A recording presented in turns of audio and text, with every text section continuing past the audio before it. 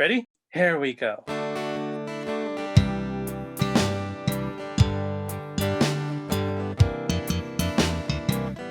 Different points of view and highs and lows. A new perspective everywhere you go. Open up your mind, drown out the noise, and see if this connected.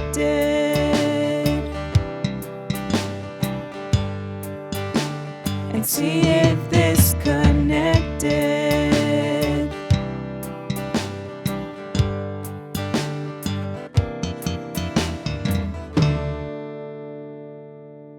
What's up, fam? The mission of this Connected podcast is to connect generations and situations about faith, life, and whatever comes along the way. To not necessarily agree, but be listened to. These conversations, of course, highlight the perspective of our various guests, and you are always welcome to agree or even disagree. But as always, we hope that it is done in charity. Now, here's your host, Catholic.Dad. Thanks, Tony, for that intro again. Welcome to the show, Alex. Now, do you go by Alex or do you go by Alexander? Alex. Alex. Yeah, Or is it Alexander or Alejandra? Alejandra. Alejandra.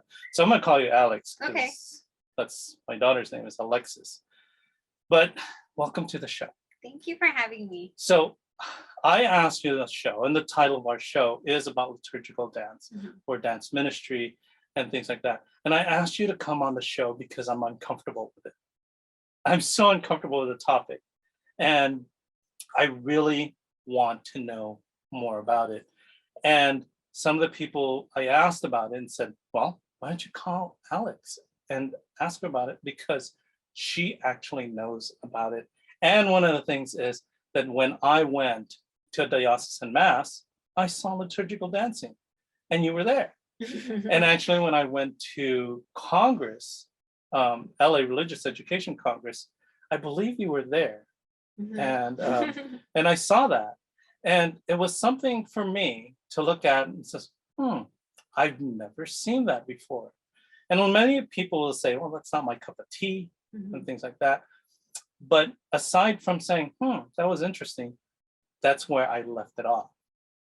But the podcast is to connect generations and situations, to not necessarily agree, but be listened to.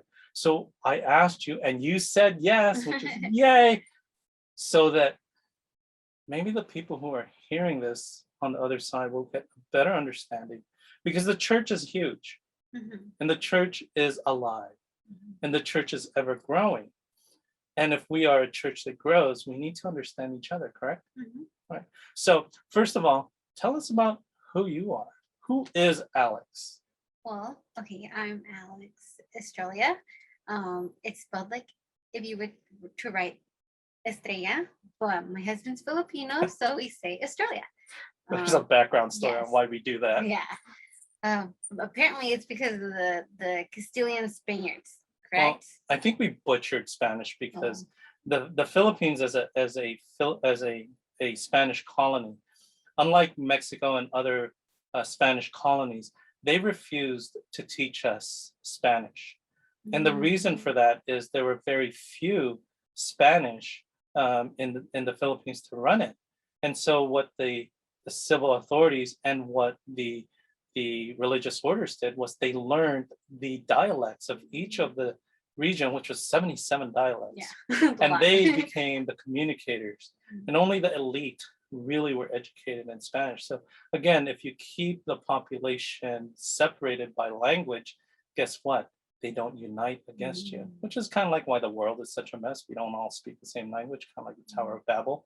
Everyone's split up. But then when we did learn some Spanish, because until 1980s, every person in the Philippines had to take Spanish.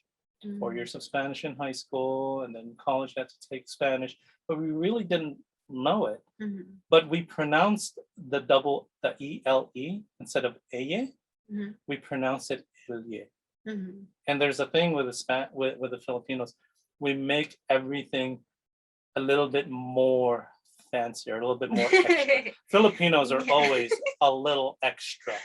And so instead of just we're like, we're going to change it. I want to make that elye. Yeah, it seems fancier. Yeah, it seems fancier. It's kind of like, you have like people's last names is like De Los Santos, they'll make it De Los Santos. It's like, I'm gonna give it a little extra. Yeah. So that's A little flair I into it. love history, and when I went back to the Philippines when I was 18, I could not get enough. I used to hang out at Philippine National Library, and people would look at me funny. And I remember taking Philippine history in 2 weeks. I read the book. The teacher said, "No, Oh my gosh. you're done."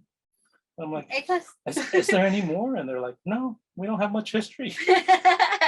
And Oh, you know what's no. crazy? And I know we're going off tangent here, but the crazy thing is most of the history I learned about the Philippines was from the US Embassy. They had a Thomas Jefferson Library. And get this, only American citizens could go into that library. And the actual writings from Mark Twain and all these people about how they treated Filipinos were all in there. And I was like, wow. And just because I'm an American citizen, I can go in and learn all this. But yeah, we went off on that Australia. Thanks a lot, Chris. Yeah. Thanks a lot. Right. So tell us about you. Aside from Chris, we are going to talk about Chris. We're going to boycott Chris. Okay. I went to Cal State San Bernardino, and Yeah, Coyotes. I got my bachelor's in general psych. I work for Olive Crest, a Christian nonprofit organization, and I do liturgical movement or liturgical dance. Liturgical Movement. I gotta make sure I know that. And so, is that a ministry? Is that your ministry? Yes. It's a ministry that kind of started. I was. How did it start? I mean, how did you get into it? I mean, were you like, is your family into it, or how did you get introduced to it? Because just like every other ministry, someone invites. Yes. Well, obviously, I didn't create the ministry. It's been around for years. I know a group that's been doing it for 40 plus years. Some for 10. I've just been doing it for more than 10. I started when I was 19. Miss Kathleen, my mother-in-law, before she was my mother-in-law, she was our youth ministry director. Well, she is still is. She asked me to help with the Stations of the Cross, and I was helping her position people. And I was like, oh, position this way because it'll look better, you know. And so she saw me like doing like things like, are you a dancer? And I was like, yeah, I dance. And I told her that I had Aztec dance when I was little, since I was 8, and then I did like ballet and jazz and lyrical in high school. So she's like, you should do liturgical dance. And I was like, what is that? What is that? How do you do that? And she's like, oh, they dance during the mass and they do some movement in the mass. And I was like, oh, like I need to do research on this. So like I was watching YouTube videos. I was like trying to find anything that I could to like just learn more about it. And they asked me to do my first the first time that I did liturgical movement was for the San Bernardino Youth Day. And it was held in St. Xavier Prep in the desert, in the low desert. Oh, that's far. Yeah. So so we went out there and we did music out there, like we did pajama night, and then like at the end of it, me and my sister-in-law and my friend Nellie, was it Nellie? Yeah, it was us 3. We did movement for the closing mass with Bishop Arms. And how was it taken? It was good. I think everybody liked it. They asked me to do more, so I think they liked it. So is there more than the ministry of liturgical movement? Is that solely based on your parish, or is that a diocesan thing? So I do that ministry at our parish during like Christmas and Easter, or just whenever we have like a feast day or something, whenever they ask me. But the office of worship at the diocese or different offices ask me to do movement for their masses. So whenever they want movement, they ask. Usually it's like a deacon ordination or like a multicultural mass, or just soon we'll have the Synod Mass, the one that Pope Francis called us all to do. So they recently asked me if I could do movement for that one. So I'm glad you said that. That the diocese asks, and it's on special occasions. So because what I thought was, well, if I go to her parish, then every Sunday you're gonna see liturgical movement. No. No. No. No, yeah, it's usually for special occasions. Something that I learned about this ministry is, it's nice to be asked, but we're not necessary, because the Mass is strong on its own. So what do you mean by that? It's nice to have, but it's not necessary. Because I think that's a strong statement. That, hey, you know what? My ministry is nice to have, but it's not necessary. Well, the Mass, it's the best prayer that you can have, right? So you don't need anything else for it. It's perfect on its own. But sometimes we like to enhance it or do a little more, not celebration, what's the right word, do a little more, and Chris and I were talking about this, an example is like a let's say the Saint Joseph prayer. It's the year of Saint Joseph. Yeah, you can say a Saint Joseph prayer during the Mass. It's not necessary, but it enhances the Mass. It helps, the Mass. Or music.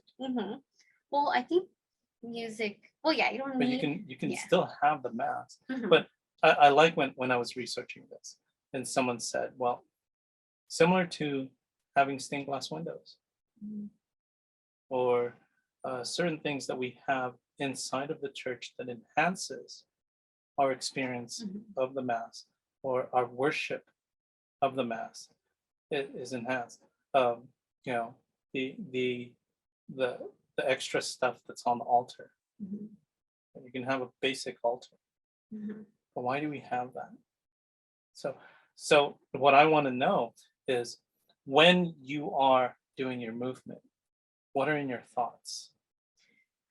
Well, before Mass, I usually, and sometimes I forget, we usually do a prayer, and we call the Holy Spirit to be with us and to use us as their instrument, to use us as his instrument or her instrument. It's instrument. And we're your vessel, Lord. Let us portray what you want us to do. And it's really that. I'm sorry. It kind of leads your movement. What I'm hearing and what I'm seeing is when I do see that, and what people have said is, it directs people towards God. More like, it's kind of like Mary. We don't worship Mary, but she leads us closer to Christ. Yeah. And that's what I'm figuring and looking at that and studying and looking at it, is that the people who are doing liturgical dancing are doing it not to say, look at me, because a lot of times when I'm seeing a lot of negative things is that these extras take away from the Mass and distracts us from the worship of the Mass. But that's not the intent. It's to be like Mary. It's to reflect Christ and direct things towards Christ. Don't look at me, but it enhances that. So what are the limits, though? Well, I like to say, people are like, oh, when you perform, it's like, oh, we don't perform, we pray. Thank you. We're praying. Exactly. Yes. Because it's not about us. And so that sets a boundary. And then I think things that I've learned, kind of unspoken, it's well, we don't really do carrying, we don't carry a person, or we don't, I've heard sometimes before the attempt movement that, they touch stuff and holy water or something like that. Say, oh no, don't touch anything, just don't go crazy. I think the best way to do it is to try to portray the words that are being sung with your body. Kind of like if it's Lord, you could do like sometimes you can add sign language to it. So it could be Lord, or it can be like like love. It could feel, like just kind of showing that with your body, praying with your body, like because we're visual people. That's so true. We are a very visual people, and in the Western. Well, before I ask this question, because we're gonna go into that, but what I really wanted to ask, because you mentioned something about that you had since you were 8, you were doing Azteca dances, and so you have experience with that, and that's a cultural thing, and so. My first experience with Azteca dancers was at St. Mary's in our parish, which is 98% Hispanic. And I was like, what the heck is going on here? And everyone started marching down. And I remember Father Brendan explaining to me, culturally, this is a cultural thing with the Aztec people. And so it's part of the worship. So how was it with transitioning from an Azteca dancer to a liturgical movement dancer? Because that is a cultural thing, whereas this is not usually a thing that's in the Western Latin church. The transition, I think it was like different stages. I started that when I was 8, and I learned a lot about you love history. I love learning about our history through Aztec dancing. Something that we say is "Él es Dios." We say "Él es Dios" when we go into the circle, or when we ask permission to come in, or when we go to the drums and are asking for them to play a song. I was like, why do we say "Él es Dios"? And that means He is God. So the Aztecs used to, or the indigenous people would, we weren't allowed to do our cultural stuff because of the conquistadores and stuff. So in a way for them to still be connected to their beliefs, to their gods, they would say "El es Dios," which to them it's Ometeo, which is the sun god, the guy in the middle.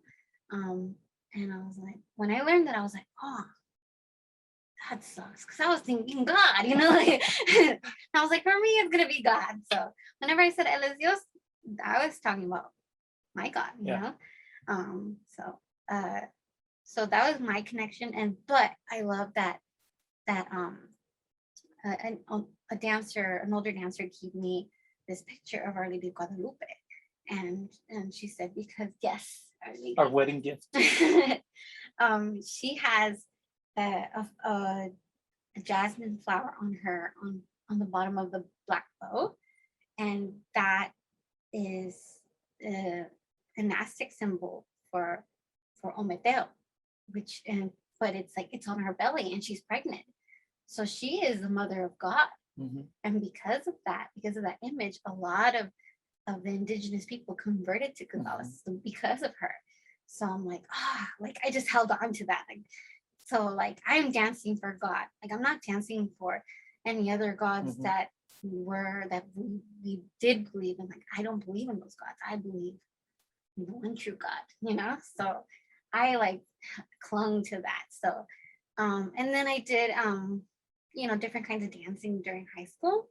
So I know I went from her, those kinds of movements to more graceful, and so that was a transition. So I think that's where I learned more graceful kind of movement, and then I kind of just was able to bring all that together, and my thoughts, and being able to pray with my movement and bringing it, and sharing it with people, during the Mass.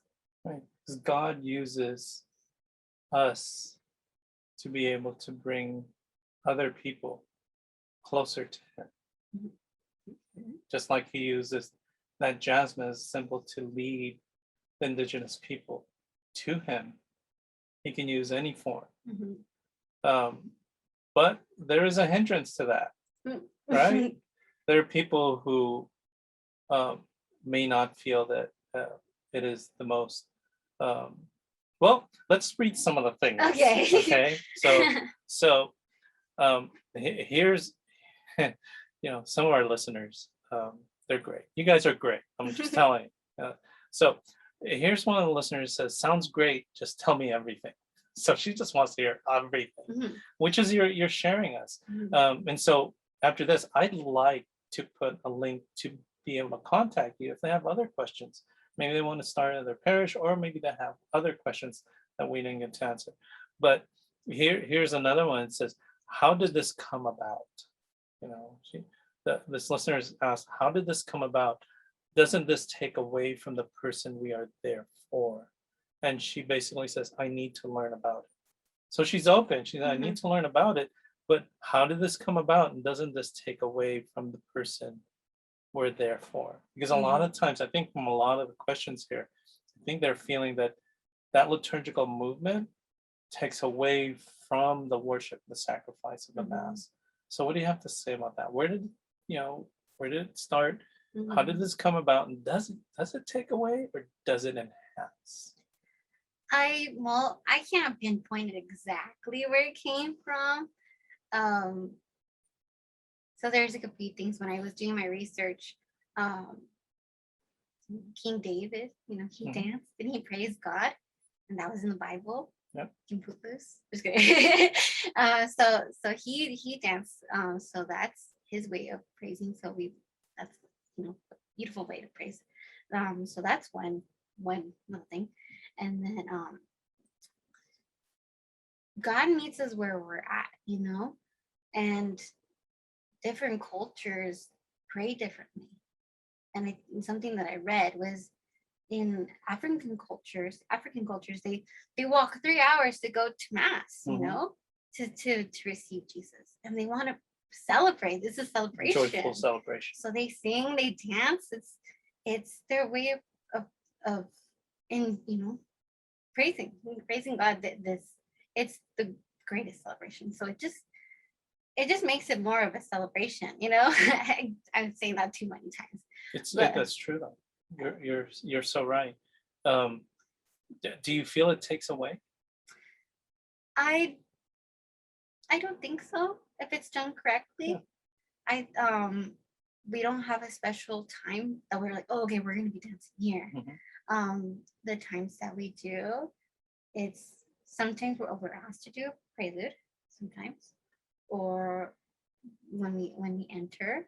So we have the priest procession. Sometimes if it's a big mass, some people will be holding banners. Some people will be the altar servers or the deacons and the deacons' wives come in. So it's just it's a nice big procession. It's part of the procession. It's part of the celebration, and it's not an extra time that we're taking away, or the psalm. I think that's my favorite part, is doing the psalm. And when and different people do it differently. It depends on like what kind of mass or what how the psalm is. But I usually dance during the refrain, and then we face the altar or the cantor when they're singing the verses, because that's the word of God. Yeah. And so everybody sings in the part or the refrain. The whole assembly, the choir, Lamar Jansen says that they're the choir. So everybody's taking part in that part. We're being participating in the whole mass, but during that time we move with the words, and then we focus back on the word of God, and meditation during the post communion song. We'll do movement for that song, and it's not necessary, like I said, but it's nice too. And then procession, we leave. The priest process, and everybody process, so just process with them, if it allows. That is a really great and eye-opening explanation, and thank you for doing that. And the reason for that is I think a lot of people who don't know what liturgical movement is feel that the desecration is during the sacrifice, which is when the priest is in persona Christi, Mhm. that you're doing something. But when you said to me that you're also facing the altar, you're in worship, and we're worshiping along with you Mhm. and following you. And it's not a distraction, but it's again pointing towards. Mhm. And so the times that you said that liturgical movement is in, it's to enhance our experience in worship, and that you are also worshiping. Mhm. And it's not, look at me, it's not entertainment. Mhm. It's not a performance, as you said earlier. Yes. This is not a performance, it's prayer. And I Mhm. think that's something. But when I was reading along with this, the I only could find one defense on liturgical dancing. And one of the things that she said is that um, it's not something culturally we do in the Western Church. It's done in the Eastern Church, it's done in Africa, it's done in other cultures. But she basically said in here and in a lot of other articles, it said that the liturgical dance is not widely accepted because of our own issues. Because dance and our Western um, culture is what did she put on here? Um, Basically, she said that dance is something for us as in looking at a feminine body. You know, there's this issue that we have that let me look here. Um, Surgical dance, mass. Um, okay. Well, she said here that one of the things about liturgical dance is, aside from joining hands, uh, at mass and saying the Our Father, or receiving um, the Eucharist in the hand or the tongue, it's probably one of the most gasp things that that they talk about at church. But I'm trying to find it here because she said it really well. Uh, Oh, she also, I'm going to read this. Okay. She said, yet so many Catholics find liturgical dance abhorrent at worst and irrelevant at best. To be honest, I'm baffled by the negativity since our sacramental church embraces so many art forms in our liturgies and churches. Paintings, yes. Sculpture, yes, of course. Stained glass, fiber arts, mosaics, no problem. Music, to be fair, there are lots of opinions about that too, but at least most agree that music is a genre, is okay in church. And so, but dance um, is something different, called, in this, she said, the worst thing, it's called spiritual and liturgical terrorism. Mhm. That's that's harsh. And but she said that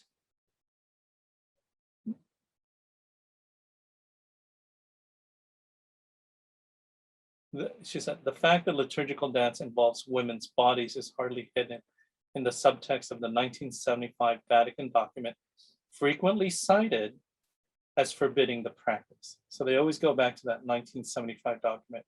While it allows that in some primitive cultures, dance is associated with religious values, in Western cultures, and this is what it says. I kind of take offense when it says primitive cultures, because it's kind of like, oh, okay, well, here we go again.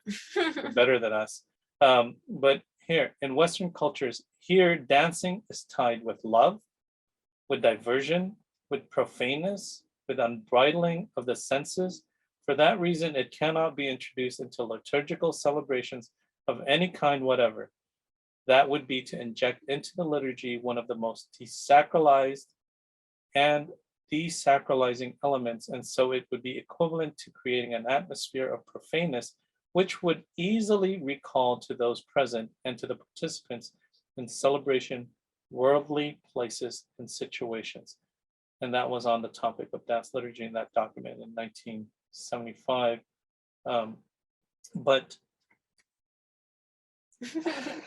It's heavy, Mhm. and I think a lot of people fall into this. But hearing your explanation, I think allows us as a church to grow. But when I read that, the only thing I could think of is the movie Footloose. Yeah, you mentioned it earlier. I was like, okay, they won't allow them to dance, Yeah. because it's sinful, and Mhm. so I look at this. I don't know how you look at this when it says here, dancing is tied with love, the diversion, profaneness, and unbridling of the senses. I think that's an issue we have with ourselves, Mm. and how as a Western culture we look at the women's bodies as an image of profaneness instead of beauty. Mhm. So I don't know. I had to read that because everything that I read Yeah. all cited that 1975 Vatican document. Mhm. And so, and again, our listeners are putting a question later. It says, what does our bishop say? Well, obviously, he said yes. So, but here's a funny one. One of our listeners said, invite Alex Estrella. I was like, she's here. Okay, this one asks the same thing. What is the origin? Um, okay. Well, I kind of want to talk about Yeah. what they said in the article, and um, I think it's so sad that they that it was portrayed that way. Um, I think that's the evil one, Mhm. just kind of um, distracting us, distracting us from what we could do, what we like, because we're not, when we're out up there, we wear long sleeve dresses that our dresses go, to our ankles, or to the floor, short. But we're pretty covered up, and not only do women or girls dance. I've had some of my friends that are guys that dance with me, and I'm like, hey, can you dance with me? Like, and they're like, yeah, sure. So I'm like, okay, do this. They're all, trying, but they, aim for effort because they were willing, Yeah. And so it's not just Mhm. a ministry that's done by women. It's also, men are welcomed also, because they don't say yes. It doesn't mean that they're not welcomed. Do you think that maybe as a Western society we sexualize dance too much instead of saying it's a it's an art form and not a sexual form? I feel like today we wouldn't feel that way. I mean, not everybody. I feel like people see the art. I'm sorry, that's my phone. I feel like we appreciate it more as an art. I mean, I guess it depends who Mhm. you're talking to, but like any kind of dance, any kind of dance is beautiful, and like if you watch folklorico, or if you watch, yeah, I've seen Filipino dances like twinkling. It's like it's Oh yeah, beautiful. that's harmful. I actually tried it. It's not that bad. I have no rhythm. Sorry. Oh, yeah, then that can be dangerous. Yeah, it is. Um, Ankles. just I think people can appreciate it as an art. You know what I mean? I think if you're thinking of it that way, like, then shame on you. Yeah. For does that make sense? Yeah, I think as what you're saying is that we as a society, we as a faithful need to grow. Mhm. We need to grow into that. But in continuing with what this article said, um, she said that um, our emotions, just like you said, our emotions are our enemy, nor are our emotions are not our enemy, nor are our bodies. Mhm. Instead, they can be a source of wisdom and even grace. Yeah. That's what she argues. Mhm. Um, but she also said the more recent instruction in culturation and the Roman liturgy from 1994 makes allowances for dance and liturgy. but again, only among some peoples for whom singing is instinctively accompanied by hand clapping, rhythmic swaying, and dance movements. And dance can only be allowed if it's an expression of true and communal prayer of adoration, praise, offering, and supplication, and not simply a performance. And I think that's what the misunderstanding is. Mhm. And you explained succinctly that this is not a performance, it's prayer. Mhm. And maybe in hearing this from a person who does liturgical movement, people out there may not be so quick to judge as I was, as I am. I'm guilty of that. Quick to judge, Religious Education Congress. Like, what the heck is that? Why are they scampering about? There's a lot of issues I have with Religious Education Congress. That's for another podcast. Like asking a Lutheran pastor to give the keynote talk to a bunch of Catholic teens. That's an issue I had. I'm glad they didn't do that the following year. But then seeing you there, I'm like, well, I know her. So I think that connects with people. I think opening up people to be open-minded to say, why does she do this? And and it's not an evil thing. Yeah. But we do need to change some things and maybe change some minds and join the conversation. Join that conversation. So this person asked, how did this movement get initiated at the diocese? So did you guys start it, or was it already existing? I had heard that there had been movement for other masses, like previous masses. So I think they had done movement for the send-off mass for World Youth Day, 2009, 2008 for Australia. Oh, For Australia. I don't know what year that was. So they had movement for that mass. I did not participate. I didn't know about it yet, but they so that was before me. But yeah, so my first time that I ever did liturgical movement was for a diocesan mass. okay. So again, remind us, when is it okay to have liturgical dance? Well, you could, if you want, if your parish can do it every Sunday, that's fine, because every Sunday is a celebration.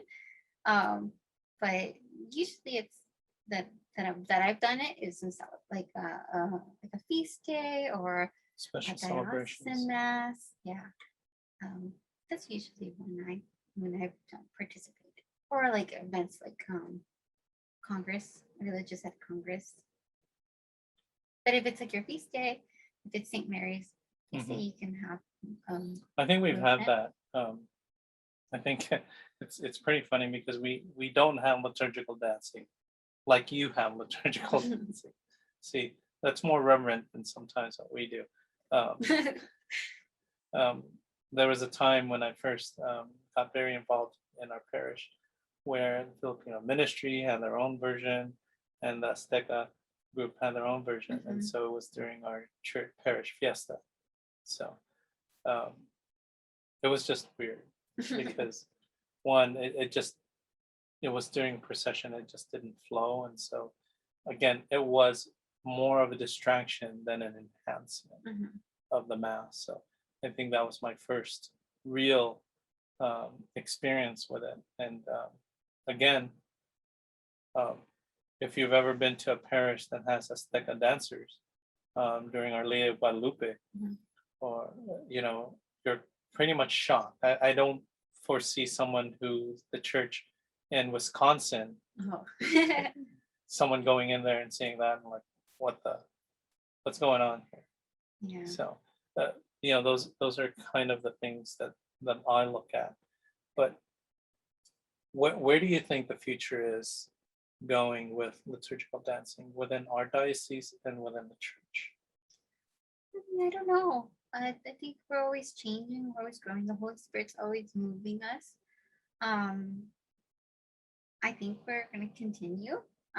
We started with Bishop Barnes, and now we have Bishop Rojas, and the last mass that we had, it was for St. Andrew Kim's in Riverside. It was a feast day for the Korean community there, and Bishop Rojas said it's like we're inviting the environment. We're inviting the world to come and I feel like I'm misquoting him. Darn. I wish I would have listened to it before. But he expressed that he liked it, and I think we're gonna continue, at least in this diocese. As long as Bishop Rojas allows us, we'll be willing to. Well, thank you. I just want to express that, just seeing you and when you express that you bring about joy, that joyful atmosphere in the celebration, in the worship of the Mass. And that's what I appreciate, and I hope that people who are listening actually hear that. So if you wanted to say something to people who are not so into it, what would you say?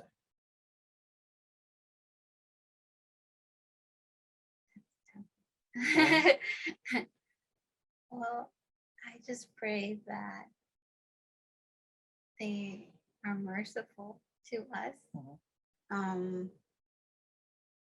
because we were asked to do it, and like I said, we don't need to do it, but if we can praise God in a different way that brings people. I've seen little ones just be like in awe, like I've heard people say you look like angels, and I'm like, that's God, not me. I don't look like an angel. Like, that's the Holy Spirit. Like, so I just pray that they're merciful, and understanding. Thank you for that. I think one of the prayers I would have is that they are open to hearing, to speak to others, and look at that as when you said angels. I always envision when you said that angels, that at every single Mass, all the saints and all the angels are present, and they are there worshiping along with us. I want to read something here. It says, the religious dance, an expression of spiritual joy. It says, the dance can be an art, a synthesis of the measured arts, music and poetry, and the spatial arts, architecture, sculpture, and painting. They're part of that. As an art which by means of the body expresses human feelings, the dance is especially adapted to signify joy. It continues and says, thus among the mystics we find intervals of dancing as an expression of the fullness of their love of God. Recall the cases of Saint Teresa of Avila, Saint Philip Neri, Saint Gerard Majella. It says, when the angelic doctor wished to represent paradise, he represented it as a dance executed by angels and saints. The dance can turn into prayer, which expresses itself with a movement which engages the whole being, soul and body. Generally, when the spirit raises itself to God in prayer, it also involves the body. And one can speak of the prayer of the body. This can express its praise, its petition, with movements, just as is said of the stars, which by their evolution praise the Creator. I'll credit that with Baruch, chapter 3, verse 34.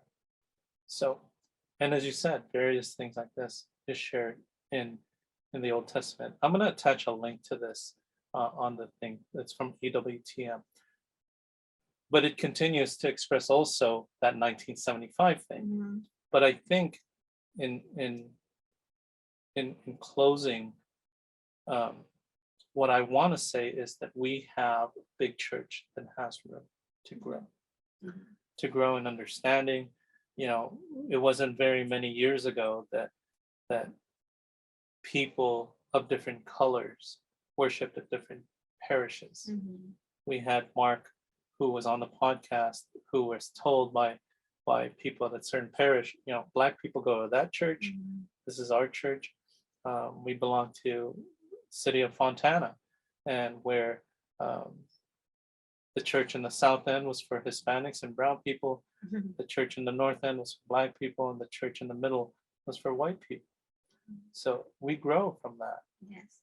So we can grow from this. Mhm. And I think it's a growth in understanding one another and being compassionate and allowing the Holy Spirit to grow within us to learn what this movement is. And I forgot to ask, how do young people get connected with you if they want to do this as well? Um, I I would say email, but I'm really bad at email. Me too. I have like 500 emails to check. So I can my cell phone. You can text me just name. I don't know. Now your Instagram is better. Okay, So we're not gonna Instagram. put our cell phone Okay, out no, there. my Instagram. So it's Alex. What is it? Dalix. Dalix. I said Dalix. It's Alex. Alex Estrella 16. I don't think there's a dot. We're gonna put that in the info Mhm. of how you can get connected with Alex about liturgical dancing. Also, you can contact us and you can contact Alex for more information. If you have more questions or if you have concerns, even. I think one of the major things I like what's happening within our faith in young people is that there's a spirit of dialogue, Mhm. and I like to dialogue. I don't like to argue. Mhm. I like to dialogue. It's like because when you dialogue, even if you disagree, and you have an understanding of what is true, and our truth is our love of Christ. Mhm. And as long as we have that truth, Mhm. then we can dialogue anything and come up with a resolution. And as the podcast shows, it's to connect generations situations. We don't have to necessarily agree, but we should listen Mhm. to each other. So, Alex, thank you for coming on the show. Thanks for having me. I hope it didn't terrify you or anything. I know. I mean, I was a little nervous, and I hope everybody remembers I'm human, and I don't know everything there. So, yeah. And if you have questions that you want to pose, please send us comments, and so that we can answer those, so that we can come back and say, hey, you know what? We received your comments, we received your concerns, and here is our response. And again, as a loving church, we are always requesting forgiveness. And as we forgive others, we beg for forgiveness. And we are forgiven. And it's like Jesus loves. And it's like, I have a picture there. So I saw that. You got the Sacred Heart of Jesus. Yeah, Our Lady of Guadalupe. We're filled with saints and angels. And what you're doing is beautiful. And more power to you. And we're not even going to talk about your husband. I'll talk about him in another podcast. But Just kidding. congratulations with Evie. Oh, thank you. I love, baby, those things that you post. Oh, Just hilarious. Keep that up. thank you. And wow, what a blessing. Yeah, Thank she's you. so. I love her. This is a little fun fact. Well, I don't know. I think it's fun. So when I would pray about my baby, praying healthy baby, that she or he had a heart to worship the Lord. And I was like, oh Lord, and make her beautiful like you in your image. And when Evie was born, she looked like a little bit like an alien, but when she started getting her They all face, do. yeah, when she started getting her face, I was like, she looks just like me. And I'm like, well, she looks like Chris. But I was like, people would like, my mom was just like, you made a copy of yourself. I was like, I asked God to make my baby beautiful, and God thinks I'm beautiful in order to make my baby look like me. So I was emotional. Lord loves me, Yeah, I just want to share that I probably felt this because anyone who's ever had a child, I can't explain it from your end because you popped out a baby. I just watched. But I remember when I had my first child, and this maybe fathers can relate to this because they are so in love with their spouses, that once that baby came out, there's a different kind of love. And you know this because you love Chris, but there's a different kind of love. It's like, your thoughts is like, is that maybe I'll take a bullet for Chris, but I'll definitely take a bullet for Evie. It's like, but it's like one of those things where like, wow, this is what it means to create. This is flesh of my flesh, bone of my bone. It's like, wow, God is real. If you have had a child and you still don't believe in God, oh, there's therapy. And then you have your next child, and like when you have your next child, and then you're like, how am I gonna love this next child the same as this child? And guess what? Once that child is born, you're like, wow, now I know how God feels that He can love all of us. Even the good ones and the bad ones, the ugly ones, the pretty ones, the cute ones, the fat ones, the skinny ones, and it's like, wow, there is a God. And I know what love means. That immensity. So that's why we're going to end our podcast on liturgical movement. Change that, non-liturgical dancing, liturgical movement. Contact Alex Estrella. That's Estrella, not Estrella. Fancy. That's fancy. Yeah. Contact her for more information about liturgical movement in the Diocese of San Bernardino. You're at the Our Lady of Assumption in San Bernardino. Contact her there. Send us a DM if you need more information. That's all we have for you, fam.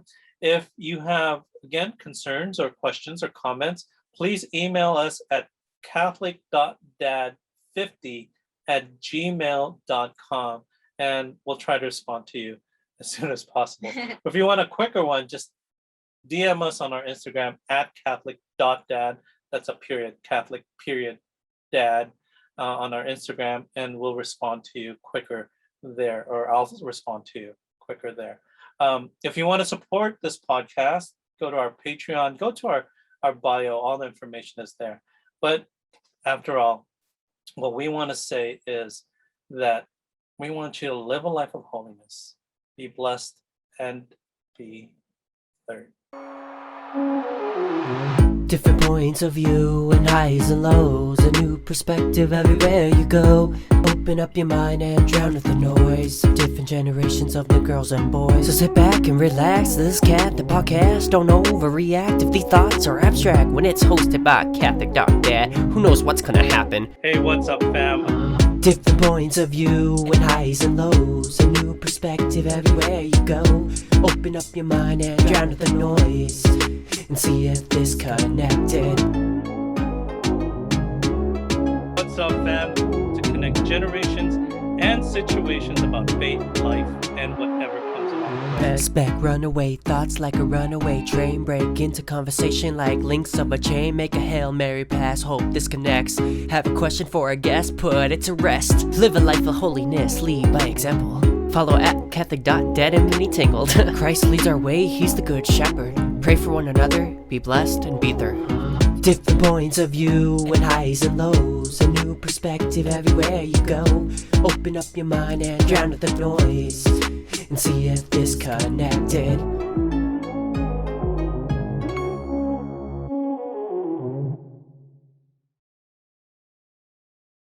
Take care for now, and see you next time. Bye. I gotta make sure I turn it off. No, that's not turning it off. That is turning off the video. And me